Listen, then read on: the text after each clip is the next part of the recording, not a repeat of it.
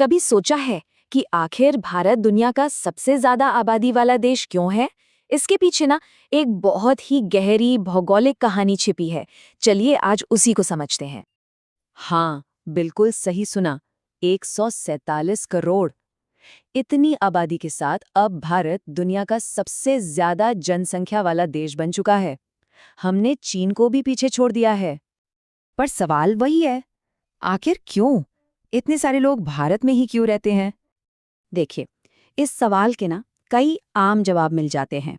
लोग कहते हैं गरीबी है, शिक्षा की कमी है, या फिर सीधी बात उत्तर प्रदेश, बिहार जैसे राज्यों पर आ जाती है। और देखिए, ये बातें गलत नहीं है, पर ये पूरी कहानी नहीं है। असली तस्वीर इससे कहीं ज्यादा बड़ी है। असली जवाब समाजशास्त्र में नहीं, भूगोल में है। जी हाँ, ज्योग्राफी में। तो चलिए मिलते हैं इस कहानी के असली हीरो से।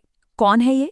ये है उत्तर भारत का एक बहुत बहुत बड़ा उपजाऊ मैदान, एक ऐसा इंजन जिसने पूरी सभ्यता को चलाया है। इसका नाम है इंडो गैंजेटिक प्लेन, यानी सिंधु गंगा का मैदान।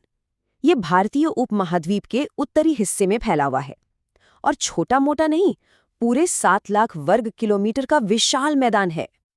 और ये कोई आम मैदान नहीं है। ये दुनिया का सबसे बड़ा, निरंतर मतलब लगातार उपजाऊ मैदान है। इसकी ताकत का अंदाजा इस बात से लगाइए कि ये अकेला पूरी दुनिया की 11% आबादी को खाना खिला सकता है। 11%। लेकिन ये बना कैसे? इसके लिए हमें करोड़ों साल पीछे जाना पड़ेगा। सोचिए, भारतीय टेक्टोनिक प्लेट आई और जोर से यूरेशियन प्लेट से टकरा गई। इस जबरदस्त टक्कर से क्या बना? हिमालय। और इन नए नए पहाड़ों के ठीक नीचे एक बहुत गहरी खाई बन गई। फिर क्या हुआ? लाखों सालों तक हिमालय से निकली नदियों ने अपने साथ उपजाऊ मिट्टी, जिसे जलोढ़ कहते हैं, लाती रहीं और इस खाई को भरती रहीं। और बस ऐसे बना ये कमाल का मैदान। वैसे ये सिर्फ भारत की कहानी नहीं है, ये एक यूनिवर्सल पैटर्न है।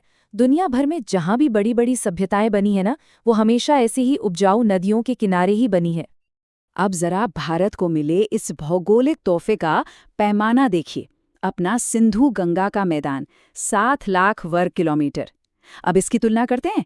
चीन का उत्तरी मैदान 4 लाख वर्ग किलोमीटर और मिस्र की मशहूर नील नदी घाटी सिर्फ 33,000। मतलब अंतर देखिए कितना बड़ा है। लेकिन ठहरिए, सिर्फ बड़ा मैदान होना ही सब कुछ नहीं है। जनसंख्या घनत्व यानी पॉपुलेशन डेंसिटी देखते हैं। एक हैरान करने वाला तथ्य ये है कि नीदरलैंड्स में प्रति वर्ग किलोमीटर 531 लोग रहते हैं और भारत में 484। सोचिए, एक यूरोपीय देश भारत से भी ज्यादा घनी आबादी वाला है। और मजे की बात यह है कि नीदरलैंड्स और बेल्जियम भी उपजाऊ नदी डेल्टा पर ही बसे हैं। तो वो जो अधिक जनसंख्या वाली सीधी सादी कहानी है ना, उस पर एक सवाल उठ जाता है। पर कहानी में एक और पहलू है।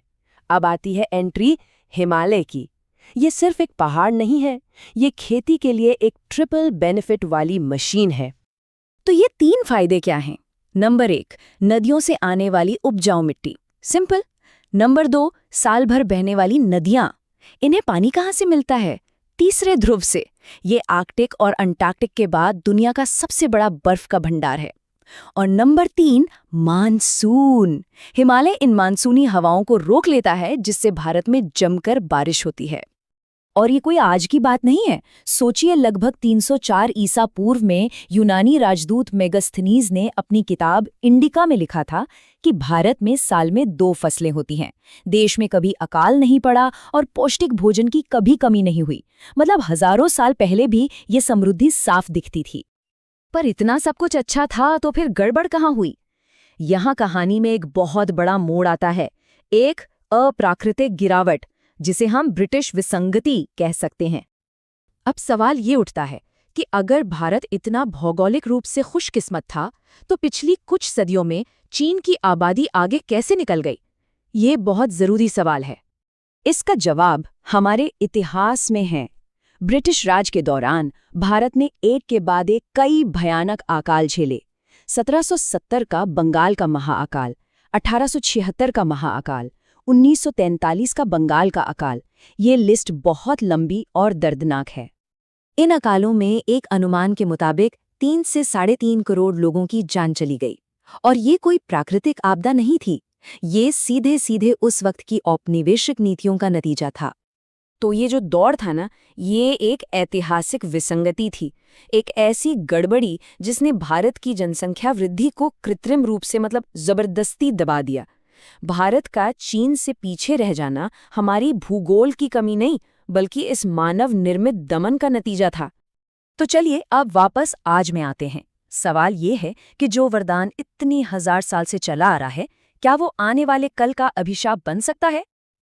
देखिए, आज के दिन भारत की कुल प्रजनन दर यानी TFR 1.9 है।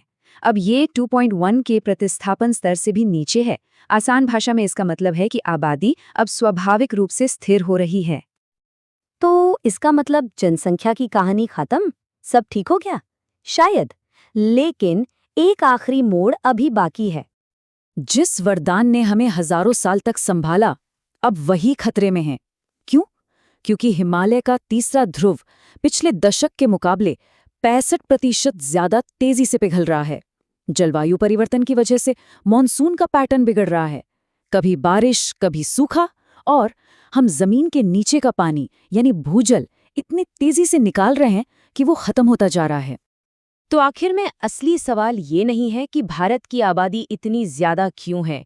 असली और सबसे बड़ा सवाल अब ये है, क्या हम अपने इस सबसे बड़े प्राकृतिक उपहार को, इस वरदान को बचा पाएंगे? ये सोचने वाली बात है।